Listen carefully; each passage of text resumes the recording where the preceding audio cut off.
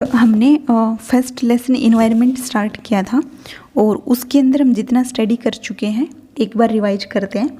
सबसे पहले हमने क्या देखा था कि इन्वायरमेंट क्या होता है। तो इन्वायरमेंट का मतलब क्या था, whatever you see in your surroundings, आप जो भी आसपास देखते हैं दैट इज़ द इन्वायरमेंट। चाहे वो table, chair, mobile, books, land, air, water, friends etcetera, ये सभी किसके पार्ट है, ये सभी इन्वायरमेंट के पार्ट है। और इन एग्जाम्पल के बेसिस पे हमने क्या बोला था कि इसके अंदर इन्वायरमेंट में कुछ ऑब्जेक्ट ऐसे हैं जो ह्यूमन बीइंग द्वारा बनाए गए हैं, जो मैन मेड हैं, जैसे कि books, table, chair, mobile etcetera. ये ऑब्जेक्ट वो हैं जो ह्यूमन बीइंग, जो मनुष्य ने बनाए हैं, जो मैन मेड हैं। और कुछ ऑब्जेक्ट ऐसे हैं जो नेचर ने बनाए हैं, जैसे कि mountains, reverse, land, air, water, ये सभी किसने बनाए हैं, ये सभी नेचर ने बनाए हैं। तो इसके बेसिस पे हम ये बोल सकते हैं कि इन्वायरमेंट के अंदर कुछ ऑब्जेक्ट ऐसे हैं जो मैन मेड हैं और कुछ ऑब्जेक्ट ऐसे हैं जो नेचर के द्वारा बनाए गए हैं। ओके, और उसके बाद हमने क्या देखा था इसके एग्जाम्पल से, और इसकी डेफिनेशन, इन्वायरमेंट की डेफिनेशन एंड एग्जाम्पल को मिलाकर क्या कंक्लूजन निकला था। डेफिनेशन क्या है कि whatever you see in your surrounding, ये मान लीजिए कि आप हैं, ठीक है। क्या बोल रहा है कि आपके अराउंड जो भी चीज़ें हैं वो इन्वायरमेंट है, कि आपके अराउंड ये आप हैं। तो इन्वायरमेंट के अंदर एक पार्ट आप खुद हो गए ह्यूमन, एक पार्ट आप खुद हो गए यानी कि ह्यूमन, और दो पार्ट कौन से हो गए, कुछ ऑब्जेक्ट आपके आसपास जो चीज़ें वही इन्वायरमेंट है ना। तो क्या हो गया, कुछ ऑब्जेक्ट वो गए जो मैन मेड हैं और कुछ ऑब्जेक्ट वो गए जो नेचर के द्वारा बनाए गए हैं। तो इन्वायरमेंट के टोटल कितने पार्ट्स हो गए, कितने कंपोनेंट हो गए इन्वायरमेंट के अंदर। एक आप खुद आ गए, खुद आप इन्वायरमेंट का पार्ट है, और कुछ ऑब्जेक्ट मैन मेड के द्वारा जो बनाए गए हैं वो इन्वायरमेंट का पार्ट है, और कुछ ऑब्जेक्ट जो है नेचर के द्वारा बनाए गए हैं वो इन्वायरमेंट का पार्ट है। तो इसका मतलब है इन्वायरमेंट के अंदर जो कंपोनेंट्स है वो 3 टाइप्स के हैं। कौन कौन से, human, man made and natural. ये इतना हमने देख लिया था। उसके बाद हमने बुक के अंदर से लेसन को रीड किया था, ठीक है। और बुक के अंदर लेसन को जब हम रीड कर रहे थे तो उसके अंदर हमने क्या देखा था कि जब लॉन्ग वैकेशन के बाद जब रवि स्कूल जा रहा था तो इसके अंदर देखो उसने देखा कि उसका जो प्लेग्राउंड था, उसका जो प्लेग्राउंड था वहाँ पे अब बड़े बड़े गड्ढे हैं, वहाँ पे खुदाई हो चुकी है, जहाँ पर रवि एंड उसके फ्रेंड्स जो खेलते थे खेल के मैदान में, प्लेग्राउंड्स में, अब वो रवि ने देखा कि वहाँ पर बड़े बड़े गड्ढे हो चुके हैं। खेल का मैदान जो है वो उनका प्लेग्राउंड डिस्ट्रॉय हो चुका है। ओके, अब वहाँ पे जो लोग थे उन्होंने रवि को बताया कि यहाँ पे जो प्लेग्राउंड्स है यहाँ पे बड़ी बड़ी बिल्डिंग्स बनेंगी, बहुत सारी फ्लैट्स वाली बिल्डिंग्स बनेंगी। ओके, इसका मतलब उसका जो सॉफ्ट ग्रास वाला, जो मुलायम घास वाला, मैरीगोल्ड्स, गेंदे के फूल, बटरफ्लाइज, जो तितलियों वाला जो प्लेग्राउंड था वो हमेशा के लिए नष्ट हो चुका है। और ये बात रवि ने अपने फ्रेंड्स के साथ भी शेयर की, ये हमने लेसन के अंदर देखा है। ओके, उसके बाद असेंबली में प्रिंसिपल सर ने क्या बोला कि हमारा इन्वायरमेंट कैसे चेंज हो रहा है।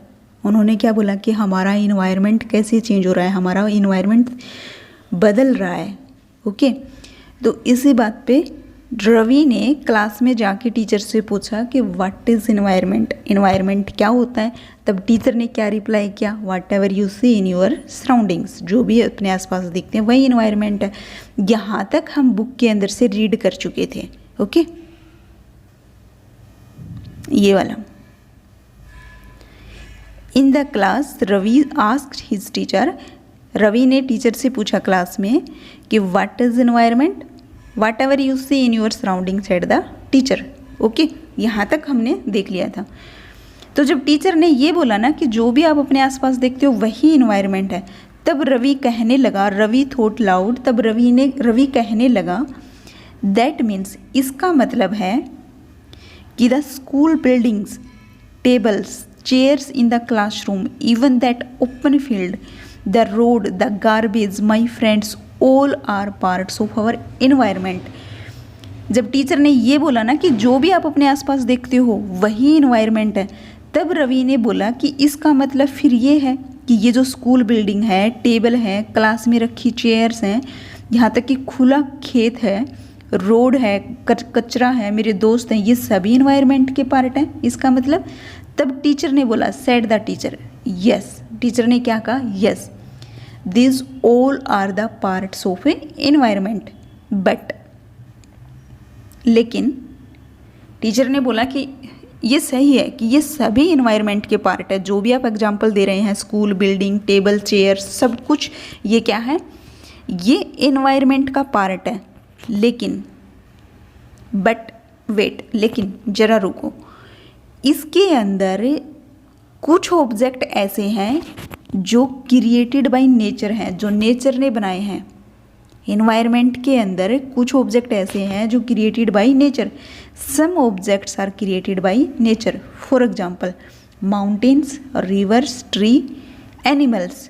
ये कुछ एग्जांपल ऐसे हैं, जैसे माउंटेन है, पहाड़ पर्वत है, पहाड़ों को क्या इंसान बना सकता है क्या?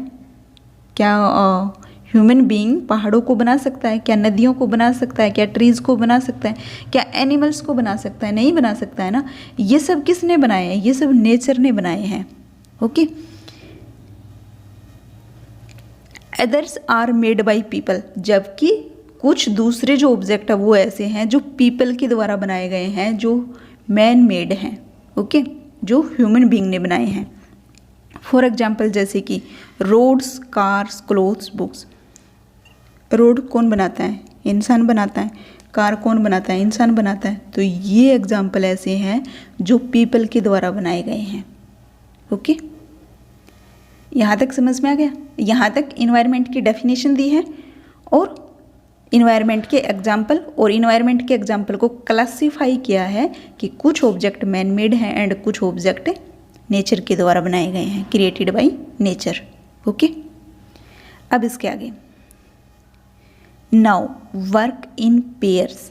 अब टीचर्स ने बोला है कि आपको है ना दो स्टूडेंट को मिलके काम करना है, दो स्टूडेंट को मिलके कुछ काम करना है। क्या काम करना है? टीचर ने बोला है कि आप दो स्टूडेंट के ग्रुप में बैठिए और एक लिस्ट बनाइए, ऐसी लिस्ट जिसमें नेचर के द्वारा क्रिएटेड ऑब्जेक्ट हो और एक लिस्ट ऐसे जिसके अंदर ऐसे ऑब्जेक्ट हो जो ह्यूमन मेड है, जो ह्यूमन बीइंग ने बनाए हैं। यानी कि आपको ऐसी लिस्ट बनानी है जिसके अंदर ऑब्जेक्ट नेचर ने बनाए हैं वो हो एक तरफ, और एक तरफ जो ऑब्जेक्ट ह्यूमन बीइंग ने बनाए हैं वो ऑब्जेक्ट हो। ऐसी एक लिस्ट आपको बनानी है। Okay, now work in pairs. अब आपको दो के ग्रुप में काम करना है। मेक ए लिस्ट, एक लिस्ट बनाइए with your classmate sitting next to you. आपके साथ में जो आपका क्लासमेट बैठा है उसके साथ मिलकर आप एक लिस्ट बनाइए of the creation of nature and by human being. जो नेचर ने जो ऑब्जेक्ट बनाए हैं और जो ह्यूमन बीइंग ने जो ऑब्जेक्ट बनाए हैं उनकी आप एक लिस्ट बनाइए।